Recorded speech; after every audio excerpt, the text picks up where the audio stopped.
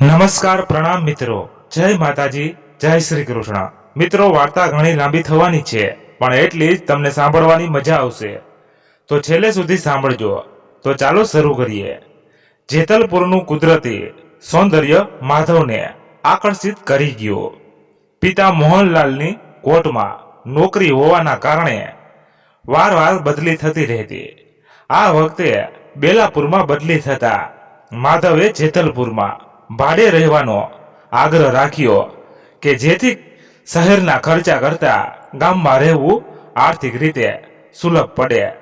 મોહનલાલ, કોઈ વસ્તુની જરૂરિયાત હોય તો ચોક્કસ કહેજો, અને કાંતાબેન, હજી 2-3 દિવસ રસોઈની ઝંઝટમાં નહીં પડતા, હું મોકલી આપીશ।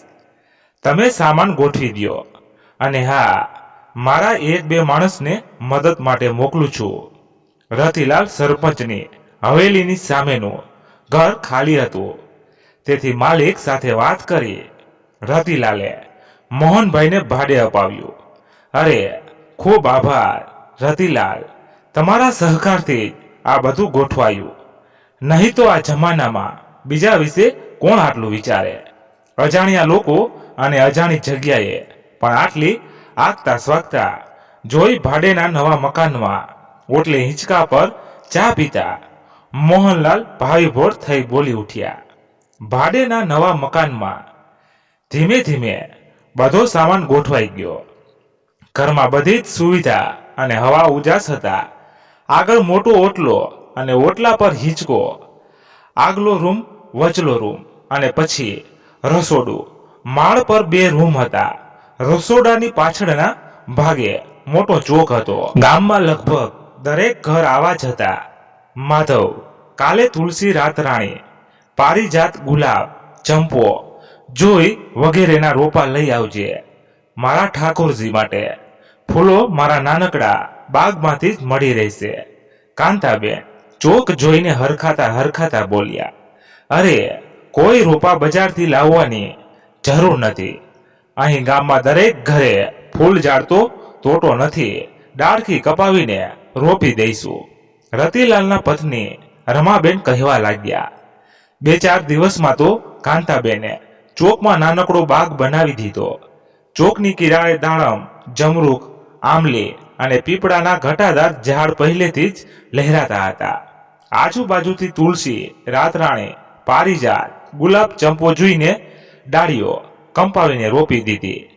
રસોઈ કરતા કરતા કાંતાબેન પોતાના નાનકડા બાગમાં પણ લટાર મારવા અને મુખેથી ભજનો લલકારતા ચોકમાં પીપળાના ઝાડ નીચે પણ એક નાનકડો હિંચકો લાવીને મુકાવી દીધો। અડોશ પડોશ પણ સારા હતા, તેથી મોહનભાઈના પરિવારને બધા સાથે ફાવી ગયો। માધવ BSc B.Ed થઈ હવે નોકરી શોધતો હતો। નાના ભાઈ રાઘવનું એડમિશન પણ 3-4 દિવસમાં જ બેલાપુરની કોલેજમાં ફિઝિયો થેરાપિસ્ટના 4થા વર્ષમાં થઈ ગયું। દીકરી મીરા પણ હવે ભણી રહેવાની। મારો લાલો મીરા પછી 9 વર્ષે જન્મ્યો, એટલે મીરા તો એના બાપની ભારે લાડકી। મારી મીરાનું પગલું સુકન્યા એમ જ માને રમાબેન પણ ક્યારેક બપોરે કાંતાબેન સાથે બેસી ગપ્પા મારતા, અલક મલકની વાતો કરતા રહેતા, અને સાથે સાથે શાકભાજી વગેરે સમારી લેતા। સાચી વાત રમાબેન, મારા પેટે તો દીકરી નથી, પણ આમ દીકરી જો ઘરમાં હરફતી ફરતી હોય ને, તો ઘરમાં એના મીઠા બોલના રણકાર હોય, ઝાંઝરના ઝણકાર હોય, અને ઘરની દિવાલો તો જાણે ગુંજ્યાસ કરતી હોય। મારે રામ લક્ષ્મણની જોડ છે, પણ માધવ એકદમ શાંત અને ઓછું બોલનારો, અને નાનું રાઘવ કોલેજથી આવે એટલે મારી જેમ ગીતો લલકારે, પણ ભણવામાંથી જ ઊંચો નહીં આવે, અને એ તો વળી વધુ અભ્યાસ માટે વિદેશ જવાનું પણ વિચારે છે। કાકા તો સવારના કોર્ટમાં નીકળી જાય। માતાની વાતો સાંભળી માધવ મંદ મંદ મુસ્કરાતો અને વિચારતો કે અજાણી ભૂમકા અને અજાણ્યા માણસો વચ્ચે વસીની પણ જો સ્નેહ, પ્રેમ અને હૂંફ મળે રહે તો માણસો કેવા પોતાના લાગવા માંડે। નોકરીની તલાશમાં માધવ હમણાં રોજ બેલાપુર જતો અને પિતાને પણ સ્કૂટર પર બેસાડી જતો. 15 દિવસની માથામણ અને રઘવાટ પછી માધવને બેલાપુરની એક પ્રતિષ્ઠિત શાળામાં માધ્યમિક વિભાગમાં ફિઝિક્સ અને મેથ્સના શિક્ષણ તરીકેની નોકરી મળી ગઈ. રમાબેન, લ્યો મોં મીઠું કરો, મારા ઠાકોરજીએ મારી પ્રાર્થના સાંભળી. માધવને સરસ નોકરી મળી ગઈ અને હા મીરા બેટા, જરા મંદિરે જઈ શીરો ધરાવી આવશે, મારાથી ત્યાં સુધી ચલાશે નહીં. બળિયા ઘૂંટણ કાંતાબેનના હરખનો પાર ન હતો, તેથી પ્રેમ ભરી નજર કરીને મીરાને કહી દીધું. મીરા હતી જેવીને પરાણે વહાલી લાગે તેવી, અત્યંત સ્વરૂપાન પણ સાથે ધીરંગ ગંભીર અને વિનય પણ એટલી જ. કાળા ઘેરદાર વાળ, ગોરો દેહ, પાતળી કાયા, નાક અને નકશો તો જાણે ભગવાને ફુરસદે જ ઘડ્યો હોય એમ લાગતું હતું. રમાબેનની દીકરી પાછળની કેળવણી મીરાના વર્તનમાં નજરે પડતી હતી. આખા ફળિયાને આજે તો કાંતાબેને ચા પીવડાવી. આખો દિવસ કાંતાબેનના ભજનના સૂર ગાજ્યા કર્યા. દીકરાને નોકરી જો મળી ગઈ હતી, 6 મહિનામાં તો માધવ કાયમી થઈ ગયો. શનિ રવિમાં માધવ રતિલાલને મળવા જતો. રતિલાલ પણ ગામમાં કંઈક નવું કામ કરવાના હોય તો માધવની સલાહ લેતા. માધવના સારા સુઝાવોથી રતિલાલ પણ ખુશ થતા. માધવ, આ વખતે જન્માષ્ટમી પહેલા શું કાર્યક્રમ ગોઠવીએ?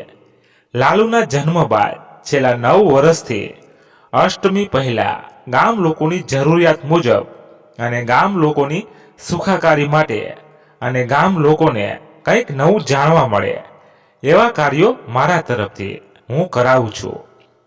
જન્માષ્ટમીની હવે 10 દિવસની બાકી છે, રતિલાલ બોલ્યા. ત્યાં તો મીરા હાથમાં ચા અને ભજીયાની ડીશ લઈને આવી. મીરાની લાંબી લાંબી પાંપણો ઝૂકેલી હતી. માધવની નજર સામે એક નજર ઉઠાવી મિલાવવા માંગતી હતી, પરંતુ પિતાજીની સામે એની હિંમત ન થઈ. રાતે માધવ સફેદ કફની અને સફેદ પાયજામો પહેરતો. રજા હોવાથી તો નાહ્યા વિના જ રતિલાલને મળવા આવી પહોંચ્યો. કાળા ભમ્મર વાકડિયા વાળ અને મજબૂત દેહ સોઠવને મીરા છાની માની તાકી રહેતી. ભજીયા અને ચાની ડીશ મૂકતા મીરાએ નોંધ્યું કે માધવ તો વાતોમાં મશગુલ હતો, કંઈક નોખી જ માટીનો બન્યો હતો. નહીં તો સામે આટલી સુંદર જુવાન છોકરી ઊભી હોય તો સહુ કોઈ નજર મેળવવા તડપી રહે. ભજીયા ખાતા ખાતા માધવ સાથે ચર્ચા કરતા હતા ત્યારે રતિલાલે કહ્યું, બેટા માધવ, ખર્ચાની ચિંતા કરીશ નહીં, પરંતુ આ વખતે જમણવારની સાથે સાથે કંઈક એવું ગોઠવ કે ગામ લોકો પણ ખુશ થઈ જાય. બહુ ગણતરી ના કરીશ, હું છું ને, ગણતરી કરી ચાલવું સારું. વળી જે જરૂરી છે એમાં જરૂર ખર્ચ કરવો, એમ બાળપણથી મારા પિતા પાસેથી શીખ્યો છું. આ એવી દુનિયા છે જેમાં માણસ જ માણસને છેતરી જાય. ગામમાં આટલું સુંદર સેવા કાર્ય થાય છે તે સૌથી અગત્યનું છે, નહીં કે જમવાનું. વળી 2-3 દિવસ રસોડું ચાલશે તો તેના ખર્ચનો પણ અમારે વિવેક જાળવો જ રહ્યો. પછી છેવટે તો તમે કહેશો એમ જ થશે. માધવ સડસડાટ બોલી ગયો. માધવની વાતને દરેકે માન્ય રાખી. સાંજે આ વખતે ગામ લોકોના આરોગ્ય માટે કંઈક ગોઠવીએ તો મેડિકલ કેમ્પ જેવું ચા પીતા પીતા માધવ બોલી રહ્યો હતો. અને માધવના આવા નવા જ વિચારથી અને વાતોથી પાછલા રૂમમાં બેઠેલ મીરા વધુ ને વધુ આકર્ષાતી જતી હતી. રતિલાલ સાથે બધી વાતચીતના અંતે બેલાપુરની વિખ્યાત ફોરમ હોસ્પિટલમાંથી નિષ્ણાત ડોક્ટરોની મુલાકાત લઈ આઈએમ ચેકઅપ કેમ્પ ગોઠવવાનું નક્કી થયું. 2-3 દિવસમાં માધવે ફોરમ હોસ્પિટલમાં જઈ ડોક્ટરની પરવાનગી લઈ ટીમ નક્કી કરી દીધી. જરૂરી ચીજવસ્તુની યાદી બની ગઈ. વિશાળ કમ્પાઉન્ડમાં ગામ લોકોની મીટિંગ કરી તમામ વાતની ચર્ચા કરવામાં આવી. મુંબઈના ખ્યાતનામ આઈ સ્પેશિયાલિસ્ટ ડોક્ટર પ્રણવ શાહ અને તેમની ટીમ કેમ્પ માટે આવનાર છે એ જાણી લોકો પણ ખૂબ ઉત્સુક હતા.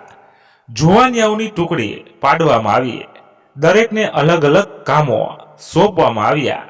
બાજુના ગામથી લાખો પણ દર વર્ષની જેમ આ કામમાં જોડાયો. માધવે ઘણી બધી જવાબદારી હળવી કરી નાખી હતી, જેથી આ વખતે રતિલાલ નિશ્ચિત હતા. માધવની કામ પ્રત્યેની ઈમાનદારી તથા નિષ્ઠા જોઈ રતિલાલે કેમ્પ માટેના ખર્ચ માટેની રકમ પણ માધવને જ સુપરત કરી દીધી. માધવભાઈ, એક તંબુમાં કેટલા પલંગ મુકાવીએ? માધવભાઈ, દવા અને ઇન્જેક્શન સાચવવા માટે 3 ફ્રીજ ચાલી રહેશે. માધવ બેટા, શાકભાજીનું લિસ્ટ જોઈ લે. જમણવારની વ્યવસ્થા જરા ચેક કરી લે ને. ચેકઅપ કરાવનારાઓની યાદી જોઈ એકવાર કન્ફર્મ કરી લ્યો, જેથી રસોઈ બગડે નહીં.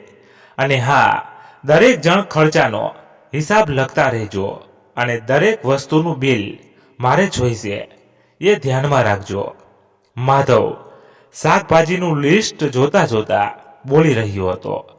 માધવ, ડોક્ટરો માટે રાતે સુવાની વ્યવસ્થા થઈ ગઈ છે, પણ એક નજર તમે જોઈ લ્યો તો સારું. માધવ, કેમ્પમાં લાભ લેનાર વ્યક્તિઓની યાદી તૈયાર થઈ ગઈ છે, પણ તમે જરા જોઈ લ્યો.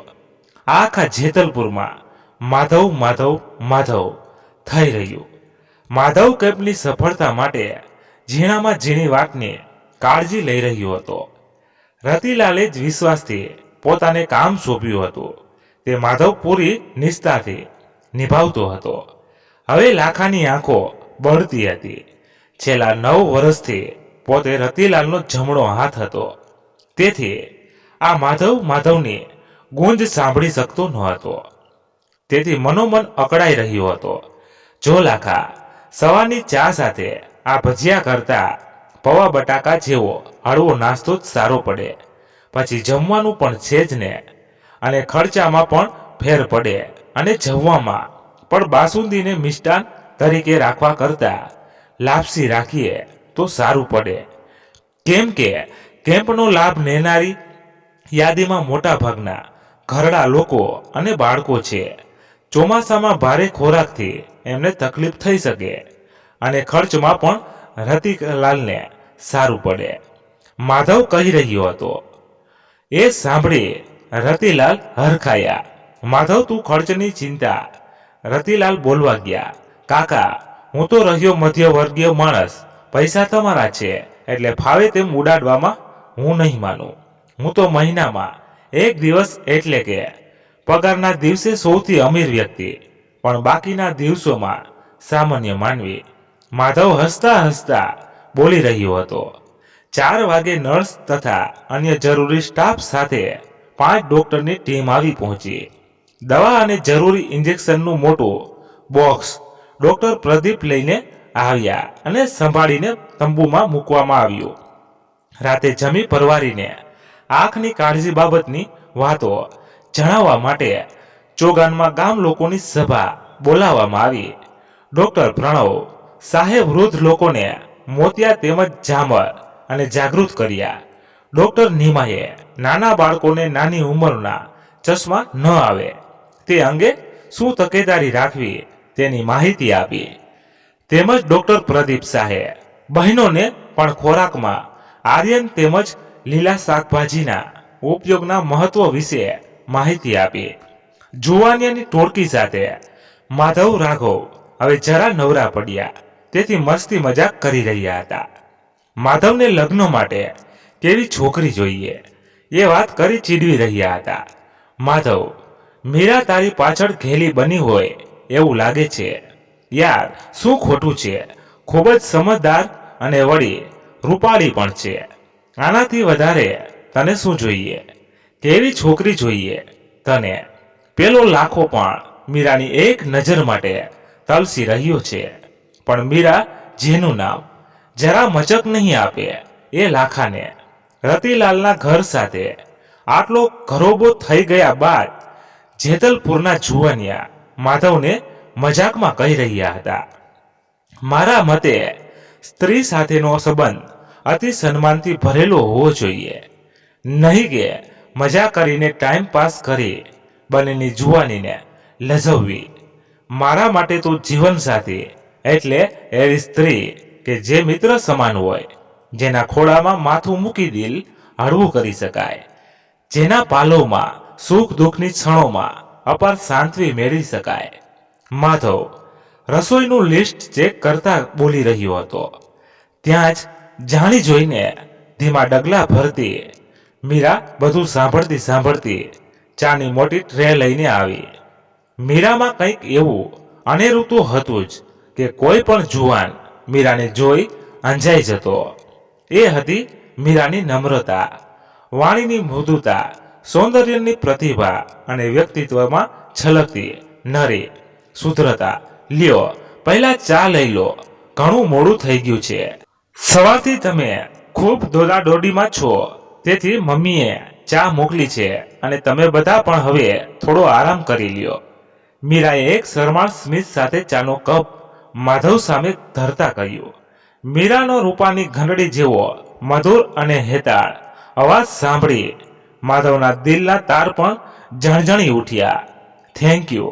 તમે શું કામ તકલીફ લીધી? મીરાના હાથમાંથી ચાનો કપ લેતા મીરાની કોમળ આંગળીઓનો અડછડતો સ્પર્શ માધવને બેકરાર કરી ગયો. પહેલીવાર મીરાને આટલી નજીકથી પોતે જોઈ રહ્યો હતો. ઝરમર વરસાદને કારણે વાતાવરણમાં ખાસી ઠંડક હતી, પરંતુ માધવના કપાળે પરસેવો ઉભરી આવ્યો. અચાનક ખ્યાલ આવતા મીરા પરથી નજર હટાવી સાથી મિત્રો સાથે ચા પીવા માંડ્યો. મીરાના ગયા બાદ માધવના દિલો દિમાગમાં પણ કોઈ આરસની શિલ્પ મૂર્તિ સમાઈ મીરા છવાઈ ગઈ. મીરાની આંખોમાં અજબ પ્રકારનું ભોળપણ હતું. મીરાના ઘેરા લાંબા વાળની એક અજબ મહેક એક ક્ષણ માટે જ માધવે અનુભવી હતી, પરંતુ માધવ ખુદ જાણે આંખોને આંખો મહેકી ઉઠ્યો. જિંદગીમાં પહેલીવાર મોટા ભાઈ કોઈ છોકરીને જોઈ બરફની માફક પીગળી રહ્યા હોય એમ રાઘવને લાગ્યું. મંદ સ્મિત સાથે રાઘવે મોટા ભાઈ માધવને બે હાથે પકડી બાહોમાં લઈ લીધો. સભા વિખેરાય. ડોક્ટર્સની સુવાની વ્યવસ્થા રતિલાલની હવેલીમાં કરી હતી. લેડી ડોક્ટર્સ અને જેન્ટ્સ ડોક્ટર્સની અલગ અલગ વ્યવસ્થા થઈ ગઈ. નર્સ અને અન્ય સ્ટાફની સુવાની વ્યવસ્થા તંબુમાં કરવામાં આવી. રાતે તંબુમાં સ્ટાફને અગવડ નહીં પડે તથા સ્ટાફમાં મહિલાઓ પણ હતી, તેથી તેમને સાચવવાની તકેદારીના ભાગરૂપે માધવે કોઈને પણ જાણ કર્યા વિના અતિ વિશ્વાસુ લાગે એવા 10-12 જુવાનીઓની ટીમને વારાફરતી 2-2 કલાકનું જાગરણ કરીને દેખરેખની કામગીરી સોંપી. એમાં રાઘવ પણ હતો. બીજા દિવસે સવારે રતિલાલના હસ્તે કેમ્પનું ઉદ્ઘાટન થનાર હતું, તેથી સૌ છૂટા પડ્યા. લાઇટો બંધ થઈ અને માધવે પોતાના 2-3 મિત્રો સાથે ઘરના ઓટલે જ લંબાવ્યું. શ્રાવણના ઝરમરિયા સાથે વાતાવરણમાં પણ સુંદર ઠંડક થઈ ગઈ હતી. માંડ 12 વાગે માધવ અને તેના મિત્રો વાતો કરતા બંધ થયા અને લાગ્યું કે હવે ઊંઘ આવશે. ફળિયાની આસપાસ હરિયાળી અને ઝાડપાન આડેથી તમરાના લયબંધ સંગીતની જેમ અવાજ આવતા હતા. 2 વાર તો કાંતાબન પણ આટો મારી ગયા અને છોકરાઓને સૂઈ જવાની સૂચના આપી ગયા. વહેલી સવારથી જ કામે લાગવાનું હતું, એટલે ખાસ ઊંઘવાનો સવાલ ન હતો. મગજમાં મીરાના જ વિચારો તરવરતા હતા. આંખ બંધ કરતાની સાથે જ મીરાની મધુર મૂર્ખાકૃતિ નજર આગળ તરવરી ઉઠતી હતી અને માધવ પડખા ઘસતો હતો. આખા દિવસના થાકને લીધે જરા આંખ લાગી ગઈ ત્યાં તો ફળિયામાં કૂતરાના ભસવાનો અવાજથી જાગી ગયો. મોટેથી અવાજ કરી કૂતરાને ભગાવ્યો અને જોયું તો એક વાગવા આવ્યો હતો. થોડી વારમાં ફરી કૂતરાનો ભસવાનો અવાજ આવતા માધવ લાકડી ઝાલીને ફળિયામાં ઉતર્યો અને કૂતરાને દૂર ભગાવ્યો. પાછા ફરતા ફળિયાને નાકે 2 જણના પડછાયા હોવાનો આભાસ થયો. કંઈક હલનચલન થતું હોય એવું લાગતા ઝડપથી એ બાજુ દોડ્યો. ત્યાં તો એક કારનો દરવાજો ખુલ્યો. આછી ઘરે રાટી સાથે કાર ચાલુ થઈ અને કાર ઉપડી ગઈ.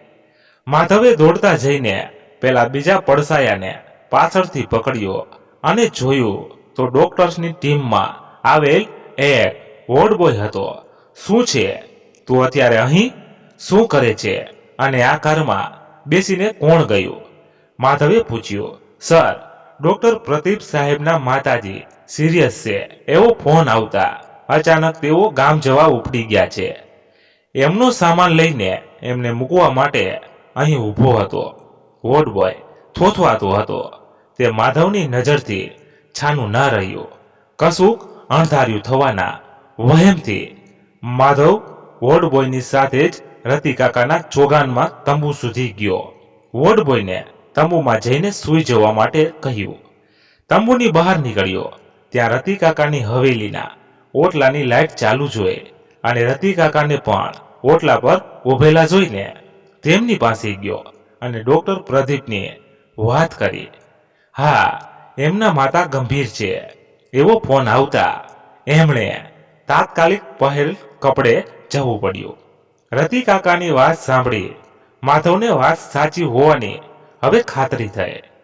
રતિ કાકાએ ચા પીવાની ઓફર કરી તેથી ચા પીવા ઊભો રહ્યો.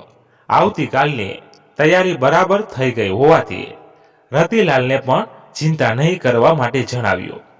પોતે નકામી ચિંતા કરી નાખી એવા વિચાર સાથે માધવ રતિ કાકાને પણ શાંતિથી સૂઈ જવાનું કહી થોડી વારમાં પોતાના ઘર તરફ જવા માંડ્યો. ત્યાં જ રાઘવ અને તેનો સાથી મિત્ર દોડતા આવ્યા અને માધવને એકદમ ધીમા અવાજે કંઈક કહેવા લાગ્યા. રતિલાલ પણ ત્યાં જ હતા. એ તો સાંભળીને દિગ્મૂઢ થઈ ગયા.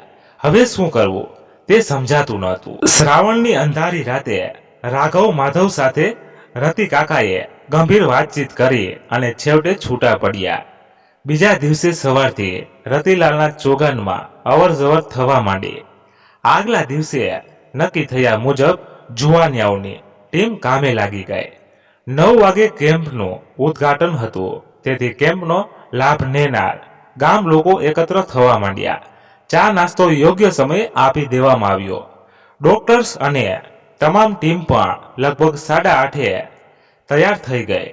લોકો ચોગાનમાં પોતાનું સ્થાન લઈ આતુરતાથી પ્રોગ્રામનું ઉદ્ઘાટન થવાની રાહ જોઈ રહ્યા હતા. ઉદ્ઘાટન માટે ફૂલહાર દીપ પ્રાગટ્યની સામગ્રી બધું જ હાજર થઈ ગયું. મીરા સુંદર પ્રાર્થના ગાનાર હતી. તે પણ સુંદર તૈયાર થઈને મંડપમાં આવી ગઈ. સવારથી મીરાની નજર માધવને શોધી રહી હતી. માધવ ક્યાં છે? સવારથી કોઈએ જોયો જ નથી. રસોઈ માટે જરા પૂછવાનું હતું. માધવભાઈ ક્યાં છે? આ દૂધના વાસણો ક્યાં મુકાવું? જુવાનિયા વારે વારે આવીને રતિ કાકાને માધવ વિશે પ્રશ્નો પૂછતા હતા. રતિલાલ આમ તેમ જવાબ આપી ટાળતા હતા. પણ હવે તો ઉદ્ઘાટનનો સમય થઈ ગયો. લોકો પણ વાટ જોતા હતા. મોહનભાઈએ ઈશારાથી રતિલાલને શાંત રહેવા કહ્યું. રતિ કાકા, દીપ પ્રાગટ્ય કરી દઈએ. પ્રાર્થના પતે પછી થોડું ભાષણ આપી દો. એટલામાં માધવ આવી જશે ને. લોકો અનેક પ્રશ્નો પૂછે છે, શું જવાબ આપું? લાખો આવીને બોલ્યો. ના ના, થોડી રાહ જોઈ લઈએ. રતિલાલે મક્કમતાથી જવાબ આપ્યો. એટલે લાખો નારાજ થઈ લોકોના ટોળામાં ઘૂસ્યો. ઉદ્ઘાટનના નિર્ધારિત સમય કરતા લગભગ 3 કલાક મોડું થયું. જમવાનો સમય થવા આવ્યો. હવે તો રતિલાલ પણ અકળાયા અને ચોગાનમાં આંટા મારવા માંડ્યા. ડોક્ટર પ્રણવ અને એમની ટીમ રતિલાલના ઘરમાં ઉચાટ સાથે બેઠી હતી. લેડી ડોક્ટર મિસ નીમા પણ વારે વારે ચિંતિત ચહેરે ડોક્ટર પ્રણવને પૂછપરછ કરી રહી હતી. વળી થોડી વારે ઊંડા વિચારોમાં ગરકાવ થઈ જતી હતી. બધું બરાબર હતું અને અચાનક સવારમાં બધું કામ છોડીને માધવ અચાનક ક્યાં ગાયબ થઈ ગયો? રતિલાલ, અને તમે એની વાટ શું કામ જુઓ છો? ડોક્ટર્સ હાજર છે. બધું યથાવત ચાલે છે. લોકો આવી ગયા છે. કેમ્પ ચાલુ થવાની વાટ જુએ છે. તો પછી લાખો વળી પાછો આવીને બોલવા લાગ્યો. લોકોમાં પણ જાત જાતના તર્ક વિતર્કો ચાલુ થઈ ગયા. રાત સુધી બધું બરાબર હતું અને અચાનક સવારમાં બધું કામ છોડીને માધવ અચાનક ક્યાં ગાયબ થઈ ગયો. રતિલાલ અને તમે એની વાટ શું કામ જુઓ છો? માધવમાં એવું તે શું ભાળી ગયા છે કે માધવ વિના કેમ્પ ચાલુ કરવાની જ રતિ કાકા ના પાડે છે. મને તો પહેલેથી જ માધવના લખણ સારા નથી લાગતા. સરપંચની મીરા પર એની નજર 3 કલાકથી કેમ્પ ચાલુ થવાની વાટ જોઈને બેઠેલા ગામ લોકો પણ હવે અધીરા બન્યા હતા. ત્યાં સૌની આતુરતાનો અંત આવ્યો. માધવ અને રાઘવ બરાબર ડોક્ટરની ગાડીમાંથી ઉતર્યા અને ડ્રાઈવરે સામાન બહાર કાઢી તંબુમાં મૂક્યો. માધવના આવવાથી આખા ચોગાનમાં ખુશી છવાઈ ગઈ. લોકોને હાશ થઈ. ફટાફટ ઉદ્ઘાટનની કાર્યવાહી ચાલુ કરવા રતિલાલે જણાવ્યું. આ બાજુ લાખાનું મોં પડી ગયું. આજે તો માધવને પછાડીને રતિલાલ સામે લાખાને હીરો બનવું હતું. લોકોમાં જઈને માધવ વિશે ખાસી ઉલટ સુલટ વાતો કરી કાન ભંભેર્યા હતા. આટલા બધા લોકોને 3 કલાક રાહ જોડાવી કેમ્પના કામો છોડી માધવ ક્યાં ગયો હતો એનો જવાબ માધવ આપે પછી જ ઉદ્ઘાટન થશે. અંતે દાવ લેવા માટે છેલ્લો પાસું ફેંકતો લાખો બોલી ઉઠ્યો. હા, સાચી વાત છે, અમે ક્યારના બેઠા છીએ. એનું શું? માધવ જવાબ આપે. લાખાના ચમચાઓએ જોરથી સૂર પુરાવ્યો. સાચી વાત છે, આટલા વર્ષમાં સરપંચના કોઈ પણ કામમાં આવી અવસ્થા સર્જાઈ નથી. લાખો બધું સંભળાવતો જ હતો ને આજ સુધી, તો પછી આ વખતે આમ કેમ? માધવ જવાબ આપે. શાંત બેઠેલા લોકોમાં પણ હોહો થઈ ગયો. મીરા તો રડવા જેવી થઈ ગઈ હતી. શું માધવ સાચે જ? કાંતાબેન, રમાબેન બધા ચિંતાતુર થઈ ગયા. કાંતાબેનને પોતાના માધવ અને રાઘવ પર પૂરેપૂરો ભરોસો હતો. છતાંય આજના આ બનાવ પછી અને લોકોના અવાજ પછી એમની શ્રદ્ધા પણ ડગી ગઈ.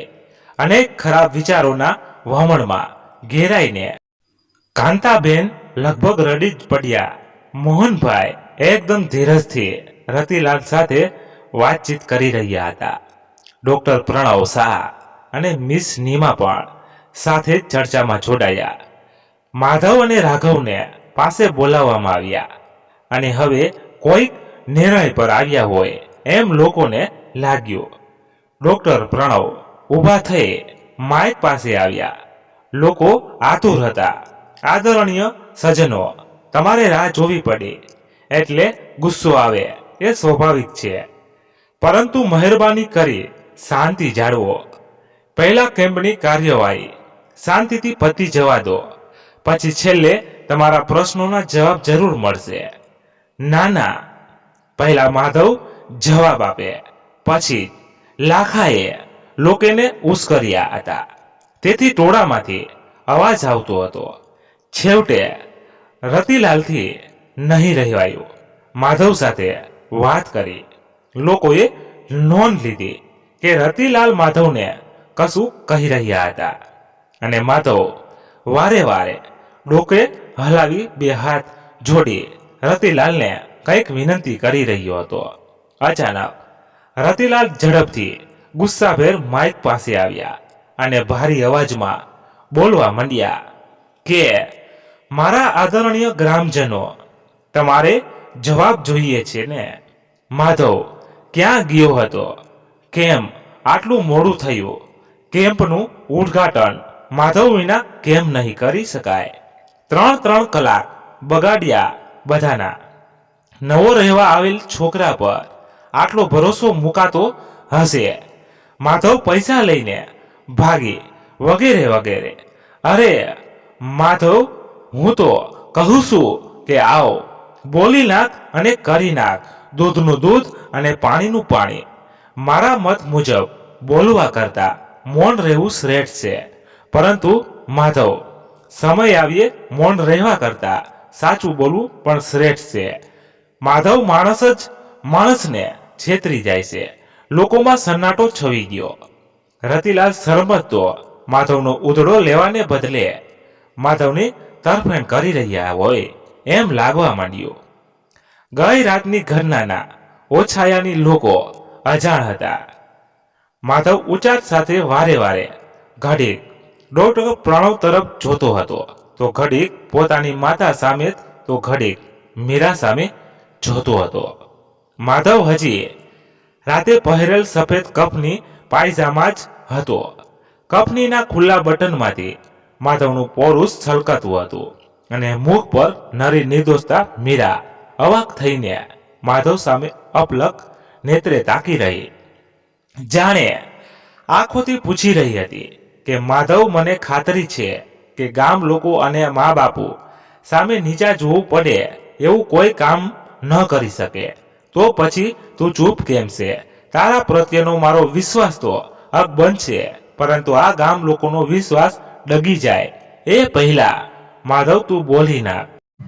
મીરા પરસેવે રેબઝેબ થઈ ગઈ અને મનોમન પ્રભુને પ્રાર્થના કરવા લાગી. છેવટે રતિલાલે જ બોલવાનું શરૂ કર્યું. પ્યારા ગામવાસીઓ, ભલે માધવ ગામમાં નવો રહેવા આવ્યો, પરંતુ આટલા વર્ષથી તમે સૌ તો મારી સાથે જ હતા ને, તો પછી મારા મૌન પાછળનો અર્થ તમે કેમ નહીં સમજી શક્યા? કોઈ પણ વસ્તુ કે ઘટના નરી આંખે ભલે જોઈ હોય, પરંતુ હંમેશા આપણે આપણી ધારણા મુજબ તેનો અર્થ તારવતા હોઈએ છીએ. અને બીજી વાત એ કે ઘણીવાર આપણા ધાર્યા સમય પર ધારેલી વસ્તુ નહીં બને, તો દરેક વખતે એમાં અફસોસ કરાવવાને બદલે એમ માનવું જોઈએ કે ભવિષ્યની કોઈ અણધારી આફતમાંથી બચવાનો ઈશ્વરીય સંકેત છુપાયેલ હશે. આજે પણ કંઈક આવું જ બન્યું છે. એટલામાં ડોક્ટર પ્રણવ, ડોક્ટર નીમા, માધવ, રાઘવ અને તેનો દોસ્ત બધા જ રતિલાલ પાસે આવી ઊભા રહ્યા. ડોક્ટર પ્રણવે ગઈ રાતે માધવને અંધારામાં મળેલ વોર્ડ બોયને બોલાવ્યો. વોર્ડ બોય ગભરાઈને પરસેવે રેબઝેબ થઈ ગયો. પોતે રાતે કરેલ કામનો કોઈને અંદેશો પણ આવશે એ વાતનો વોર્ડ બોયને ખ્યાલ સુધા ન હતો. એ તો ક્યારનો ચૂપચાપ બેસી બધો તમાશો જોતો હતો અને મનોમન ખુશ થતો હતો. પણ અચાનક પોતાને ડોક્ટર પ્રણવ સરે બોલાવ્યો, તેથી ગભરાયો અને ભાગવાની કોશિશ કરી, પરંતુ માધવના સાથીદારોએ પકડ્યો. ગામ લોકોની આતુરતા વધતી જતી હતી. કાંતાબેન વ્યાકુળ હતા. મીરા એકટેસે આ બધું જોઈ રહી હતી. મારા પ્યારા ગામવાસીઓ, હવે શું બન્યું હતું તે આ વોર્ડ બોયના મુખેથી જ સાંભળો. રતિલાલ બોલી ઉઠ્યા. વોર્ડ બોય, વિચારો, બંને હાથ જોડી માફી માંગી રહ્યો હોય એમ લાગતું હતું. લગભગ રડી જ પડ્યો. માંડ માંડ હિંમત ભેગી કરે બંને કાન પકડી થોથવાઈને બોલવા લાગ્યો કે પ્રણવ સર, નીમા મેડમ, માધવભાઈ, સરપંચ સાહેબ, મને માફ કરી દો. હું આપ સૌનો ગુનેગાર છું. થોડા રૂપિયાની લાલચમાં આવી જઈને મેં ગઈ રાતે ખૂબ જ હિચકારું કાર્ય કર્યું છે. મને માફ. તમે જે સજા આપશો તે ભોગવવા તૈયાર છું. સાહેબ, ડોક્ટર પ્રદીપ સરના કહેવાથી ગઈકાલે તંબુમાં જે દવા અને ઇન્જેક્શનનું બોક્સ મૂક્યું હતું તે અડધી રાતે મેં બદલીને ડુપ્લિકેટ દવાનું બોક્સ કે જે ડોક્ટર પ્રદીપ શાહ દ્વારા પહેલેથી જ લાવવામાં આવ્યું હતું અને એમની ગાડીમાં છુપાવ્યું હતું, તે બદલાવવામાં અને પ્રદીપ સરને અહીંથી ભાગી જવામાં મદદ કરી હતી. પ્રદીપ સરને ઘણા લાંબા સમયથી પ્રણવ સર અને નીમા મેડમની દોસ્તી આંખના કણાની જેમ ખૂટતી હતી. પ્રદીપ સર નીમા મેડમને પસંદ કરતા હતા. વળી પ્રણવ સર પોતાની આવડત અને હોશિયારીને કારણે બહુ વિખ્યાત થઈ ગયા હતા. તેથી આ કેમ્પમાં ડુપ્લિકેટ દવા વાપરી આપ સૌને ગંભીર ઈજા પહોંચાડી કેમ્પને નિષ્ફળ બનાવી એમને બદનામ કરવા માંગતા હતા. મને માફ કરો. લોકોમાં તો ભયનું એક લખલખું પસાર થઈ ગયું. જો ખરેખર આ દવા વાપરી હોત તો શું પરિણામ? લોકોમાં ગણગણાટ ચાલુ થઈ ગયો. રતિલાલે વોર્ડ બોયને બેસવા કહ્યું અને ફરીથી માઇક ઝાલીને બોલવા માંડ્યા કે વાત હજી પૂરી નથી થઈ. મનુષ્યની જીવનશૈલી કેવી હોવી જોઈએ તે બાબતમાં ભગવાન શ્રી કૃષ્ણ પણ કહે છે કે જીવન આપનાર વસ્તુની રક્ષા કરવી એ ધર્મ કહેવાય.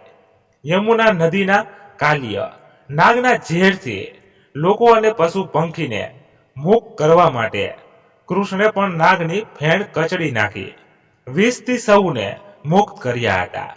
ગઈ રાતે જમીને છૂટા પડ્યા બાદ માધવે અગમચેતીના પગલા રૂપે 10-12 જુવાનિયાઓની ટીમ બનાવી વારાફરતી જાગીને કેમ્પની આસપાસ પહેરો ભરવા કહ્યું હતું. એ વાતથી હું પોતે પણ અજાણ હતો. ડોક્ટર પ્રદીપની કાર ગઈ ત્યારે માધવે આ વોર્ડ બોય પાસે જઈ પૂછપરછ કરતા ડોક્ટર પ્રદીપના માતા ગંભીર રીતે બીમાર હોવાથી એમને ગામ જવું પડ્યું એમ જણાવ્યું હતું. માધવ આ સાંભળીને કઈ અજુગતું નહીં લાગતા મને ઓટલા પર ઉભેલ જોઈ મારી સાથે વાત કરવા ઊભો હતો. ત્યારે થાંભલા પાછળ સંતાડેલ ડુપ્લિકેટ દવાનું બોક્સ લઈ ઝડપથી આ વોર્ડ બોય તંબુમાં મૂકવા ગયો. પરંતુ કહેવાય છે ને કે ચોર કંઈક ને કંઈક ભૂલ તો કરી જ બેસે.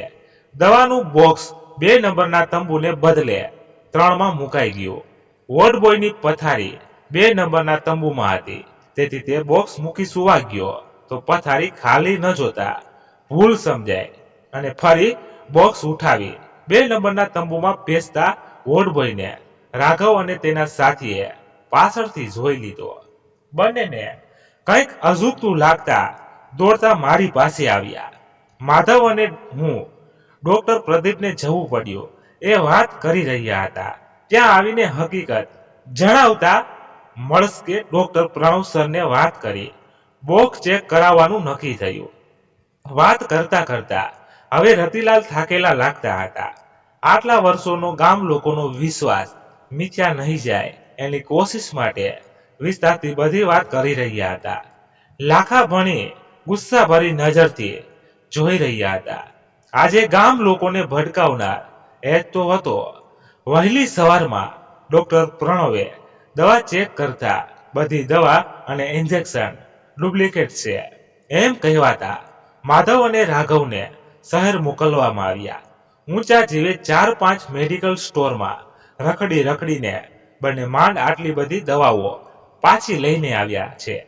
ડોક્ટર પ્રદીપના આ અક્ષમય અપરાધથી વાફેક કરવા માટે ડોક્ટર પ્રણવે પોતાની હોસ્પિટલના ટ્રસ્ટીને ફોન કરી દીધો છે અને સાથે સાથે લેખિતમાં નોટિસ પહોંચાડવાનું કામ પણ માધવ અને રાઘવને સોંપ્યું હતું. તેથી વધુ વિલંબ થયો. હવે સૌને ખાતરી થઈ હશે એમ માનું છું. રતિલાલ એકી શ્વાસે બોલીએ જતા હતા. તો પછી આ વાત અત્યારે સુધી છુપાવવામાં આવી રહી હતી એનું કોઈ ખાસ કારણ? લાખાએ વળી પાછું વ્યંગમાં કહ્યું. બેલાપુરની ખ્યાતનામ ફોરમ હોસ્પિટલના નામને અને આપણા ગામના લાભાર્થે મારા આમંત્રણને માન આપીને આવેલ ડોક્ટર પ્રણવના નામને કોઈ આંચ નહીં આવે તે માટે માધવે જ વાતને વિસ્તારવાની ના પાડી હતી.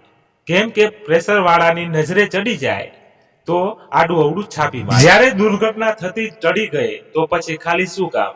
લાખા હવે તારે શું કહેવું છે? બોલ, પૂછી નાખ. આ એવી દુનિયા છે જ્યાં માણસ જ માણસને છેતરી જાય છે. આજે મોહનલાલના બંને દીકરાઓએ મારી તેમજ આપ સૌને લાજ રાખી છે. રામ લક્ષ્મણની આ જોડી ન હોત તો શું થઈ જાય એ વિચાર માત્ર મને કંપાવી જાય છે. માધવ અને રાઘવને આપણી વચ્ચે મેળવીને હું અત્યંત ગર્વ અનુભવું છું. મોહનલાલ અને કાંતાબેન, સલામ તમારા આ ઉચ્ચ સંસ્કારોને. હું આજીવન તમારો ઋણી. રતનલાલે 2 હાથ જોડી બોલતા હતા અને વાક્ય પૂરી કરે તે પહેલા તો ગામ લોકોનું ટોળું ધસમસતું દોડ્યું અને માધવ રાઘવને ખંભે ઉચકી લીધા. થોડી વાર પહેલાનો ગામ લોકોનો અવાજ અને અત્યારના અવાજમાં મોટો તફાવત હતો. લોકો ખુશીની ચીચિયારી પાડીને બંનેને ખંભે ઉચકી કૂદતા હતા. લાખાનું મોં પડી ગયું. હાથમાં આવેલ બાજી સરકી ગોય એમ લાગી રહ્યું હતું. મીરાની નજરમાં માધવને ઉતારી પાડી પોતે ઉભરી આવવાના અભરખા સેવતો લાખો સદંતર ટાઢો પડી ગયો. જેતલપુર ગામમાં ઉત્સવ જેવું વાતાવરણ થઈ ગયું. ઘડી પહેલા જે માધવ સામે શંકાની સોય ઉગાવીને ઉભેલા હતા તે જ ગામવાસીઓ મોંમાં આંગળા નાખી ગયા. રતિલાલ અને મોહનભાઈ પ્રેમથી એકબીજાને ભેટી પડ્યા. રમાબેન અને કાંતાબેનની આંખોમાંથી નિરંતર ખુશીના આંસુ વહી જતા. માધવના વ્યક્તિત્વની ઊંચાઈ જોઈ મીરા સ્તનબંધ હતી. ગામ લોકોના ખંભે બેઠેલ માધવની નજર સાથે મીરાની નજર ટકરાઈ ત્યાં તો મીરાના અંતરતમ સુધી કશું કોમળ ફૂલની પાંદડી જેવું મૂધું સ્પર્શી ગયું.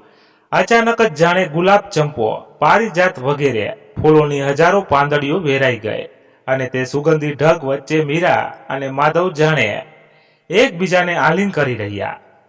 કાનમાં લટકતા મોરની ભાતના સોનાના ઇયરિંગ્સ, લાંબા ઘાટા ગૂંથેલ વાળને છેડે લટકાવેલ ઘૂંઘરી, કોમલ પગની ગોરી મુલાયમ પાણીને સોહાવતા ચાંદીના ભારેકમ પાયલ, ભૂરી આંખો આછા મહેંદી કલરનો સિલ્કોનો કુર્તો અને નીચે રેશમી ભરતવાળો ગુલાબી પાયજામો તથા સુંદર આકર્ષણ વણાકાનો ઉભરાવાળી છાતીને ઢાંકતી ગુલાબી ઓઢણી ઓઢેલ મીરાનું આરસ જેવું ઉજળું અંગ જાણે સુગંધિત થઈ ઉઠ્યું.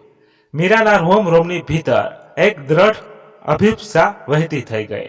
માધવ રાઘવને માંડ માંડ નીચે ઉતારી હવે કેમ્પની શરૂઆત કરવામાં આવી.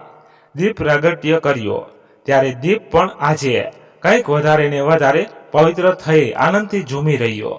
મીરા મધુરા અવાજે પ્રાર્થના કરી રહી હતી. તે ગામ લોકો સામે નહીં પરંતુ પોતાના દિલમાં સમાઈ જનાર માધવ માટે જ ભગવાનને વિનંતી કરી રહી હતી એવું લાગતું હતું. આજની ઘટના પછી માધવ રતિલાલના કુટુંબમાં દરેક સભ્યોના હૃદયમાં એકદમ નિકટ સ્થાન મેળવી ગયો. રતિલાલ પણ માધવના અને રાઘવના અહેસાસ હેઠળ જાણે ભીંજાઈ રહ્યો. અતિ સિદ્ધભૂત રીતે કેમ્પનો કાર્યક્રમ સફળતાપૂર્વક પાર પાડવામાં આવ્યો. જેતલપુરની ભૂમિ પર ગોવર્ધન ધારીએ અત્યારથી જ પોતાના પુનિત ડગ ભરવા માંડ્યા હોય એમ આભમાંથી મેઘના ઝીણા ઝીણા આમી છાંટણા થયા. સંધ્યાનું પહેલું કિરણ સૂરજની બાહુપાસમાંથી શરમાઈને જેતલપુર ગામની ધરા પર પડ્યું. લડી લડીને ઝૂમી રહેલ રાત રાણીની વેલડી સ્પર્શીને સુગંધને ખોબલે ઝાલી ટાઢો ટાઢો વાયરો આખા ગામમાં મંદ મંદ વહેવા માંડ્યો. જેતલપુર ગામ આજે હિલોળે ચડ્યું હતું. હજી ગઈકાલની કેમ્પની ઘટના પછી જેતલપુરમાં સૌનો ઉત્સાહ આજે બેવડવાયો હતો. સંધ્યા ઢળતા જ ગામની બહેન દીકરીઓ સજી ધજીને અબીબ ગુલાલ થાળ ભરીને હારોહાર ગોઠવાઈ ગઈ હતી. યુવાનો ગામના સરપંચ રતિલાલના વિશાળ ચોગનમાં હારોહાર ઊભા રહી લેઝિમના લયબુદ્ધ તાલ કરી રહ્યા હતા. ઢોલ નગારા વાગી રહ્યા હતા. જેતલપુરની આજની સંધ્યા પર જાણે તાજપની રંગોળી પથરાઈ ગઈ હતી. આબાલવૃદ્ધ સૌની આંખોમાં આજે કુતૂહલ છે. આજે પણ સરપંચના બારણે જોવા જેવી થશે. આ વખતે પણ લાખાની ટીમ જીતશે કે કાલે તો ખરેખર કરી ગયો. લાખો લોકોને માધવ વિરુદ્ધ ઉશ્કેરવામાં કશું બાકી નહોતું રાખ્યું. જોકે સંજોગો જ એવા ઊભા થયા હતા કે એમાં લાખો પણ શક કરે એમાં ખોટું ન હતું. દર વર્ષની જેમ લાખાની ટીમ તો બિંદાસ છેલ્લે જ આવશે અને લાખો મૂછ મરડતો વટથી ગોવિંદા સાથે ટોચ પર ચડી સરપટના મેદાનમાં ટાંગેલ દહીં હાંડી પલકવારમાં ફોડી નાખશે. પણ સાલો લાખો હવે પહેલા જેવો નથી રહ્યો. કોઈક વાર ગામના લોકો લાખાની હરકતોની ફરિયાદ પણ કરી રહ્યા છે. ગામની છોકરીઓ પર નજર બગાડવા માંડ્યો છે. તેનું શું?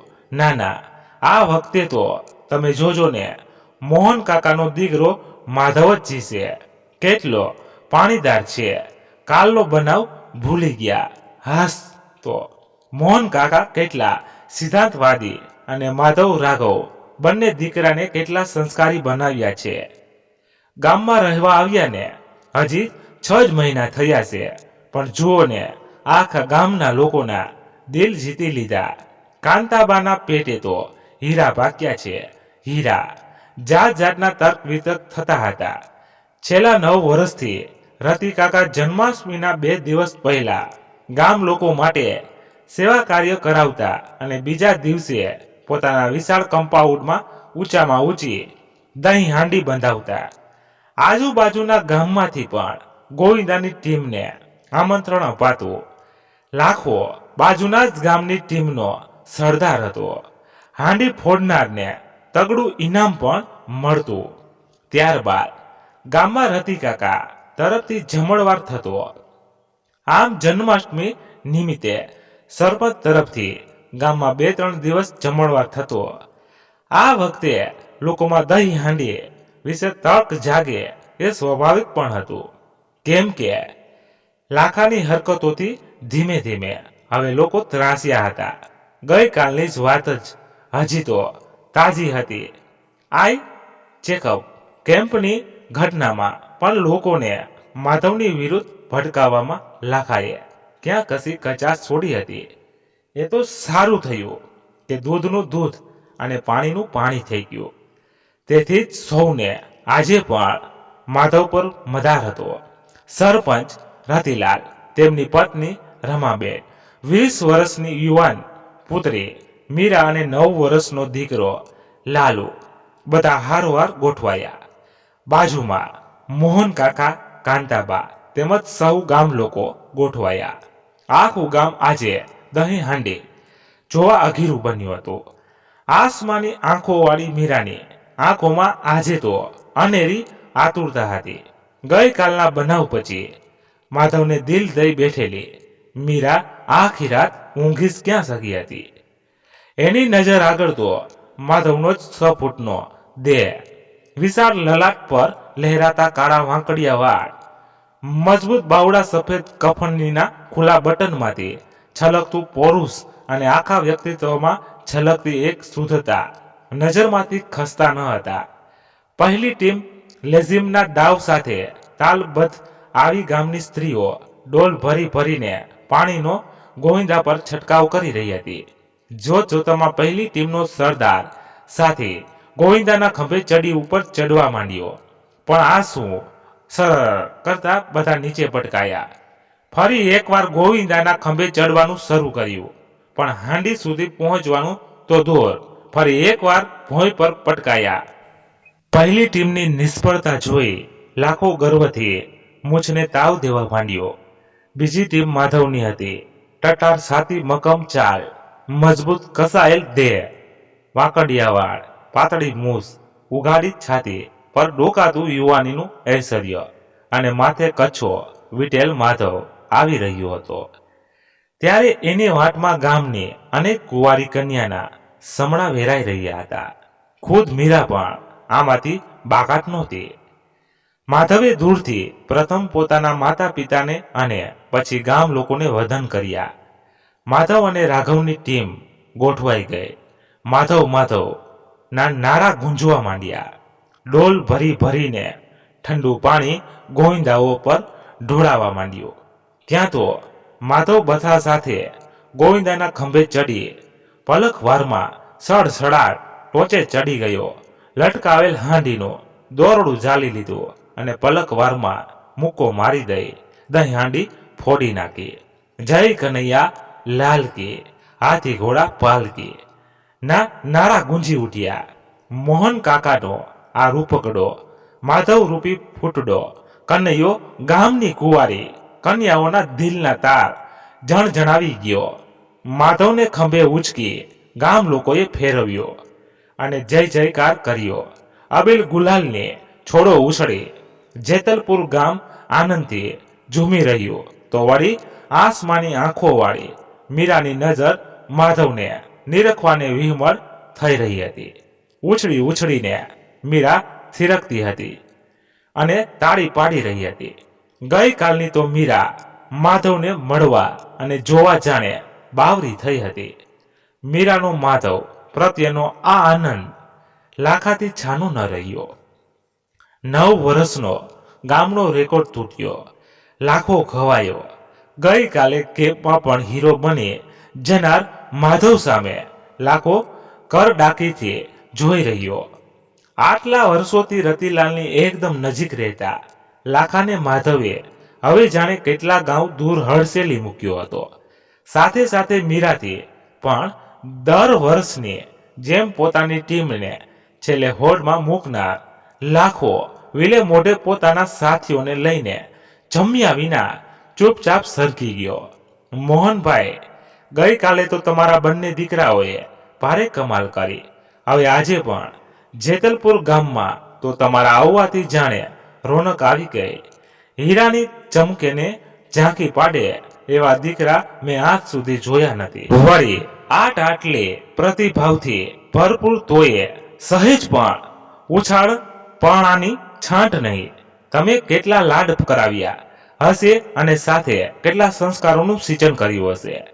જમણવાર ચાલુ થયો ત્યારે રતિકાકા બાજુમાં બેઠેલા મોહન કાકાને કહી રહ્યા, અરે લાડકોટ તો ક્યાં મા બાપ પોતાના સંતાનને નહીં કરે, પણ સાચી વાત કરું તો હું તો રહ્યો મધ્યવર્ગીય માણસ. મહિનાના એક દિવસે એટલે પગારના દિવસે હું સૌથી ધનવાન વ્યક્તિ, પણ બાકીના દિવસો મારે પૈસાની બાબતમાં ગણતરી કરીને ચાલવાનું. વળી મારી નોકરી રહી કોર્ટની, એટલે અમારે ત્યાં તો માણસ જ માણસને છેતરી જાય.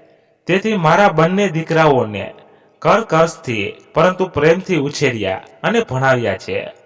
વળી ગામમાં રહીએ તો શહેર કરતા ખર્ચામાં પણ ફેર પડે ને.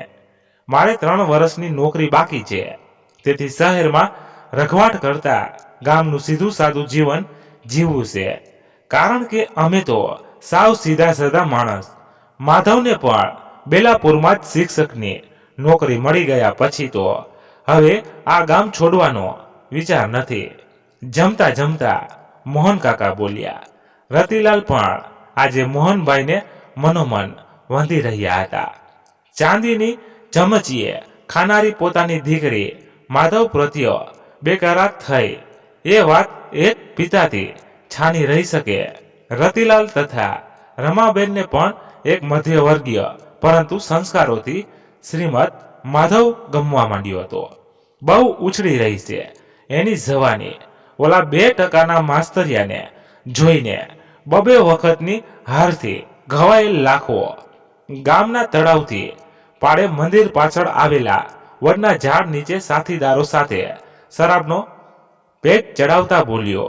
લાખાના રૂવે રૂવે માધવ સામે થયેલ હારનો કાળોતરો વીંટળાઈ ગયો હતો.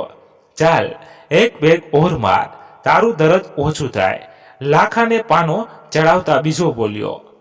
મિત્રો, વાર્તા હજી અધૂરી છે, કારણ કે લાંબી છે, એટલે તમારે આનો બીજો એપિસોડ સાંભળવો હોય તો કોમેન્ટ કરી જણાવજો, એટલે જલ્દી બીજો એપિસોડ લાવીએ અથવા નવી વાર્તા લાવશું. તો તમારે સાંભળવો હોય કે હવે આગળ વાર્તામાં કેવા વળાંકો આવશે તો જલ્દી બતાવજો. અને તમને વાર્તા કેવી લાગી એ પણ કહેજો, અને પસંદ આવી હોય તો લાઈક શેર જરૂરથી કરજો. ધન્યવાદ. ફરી મળીએ, ત્યાં સુધી બધા ચેનલને સબસ્ક્રાઇબ કરી નાખજો. ના કરી હોય તો જય માતાજી, જય દ્વારકાધીશ, હર હર મહાદેવ મહાદેવ મહાદેવ, જય શ્રી રામ, જય બજરંગ બલી. મિત્રો ખાસ નોંધ, વ્યસન ક્યારેય કરવું ના જોઈએ. એ જીવનું જોખમ છે. વ્યસનથી બચો, દૂર રહો, જેટલા બને એટલા દૂર રહો. આ વાર્તાઓમાં તો ફક્ત ને ફક્ત મનોરંજન માટે લખવામાં આવતું હોય, પણ વ્યસનથી દૂર રહેવું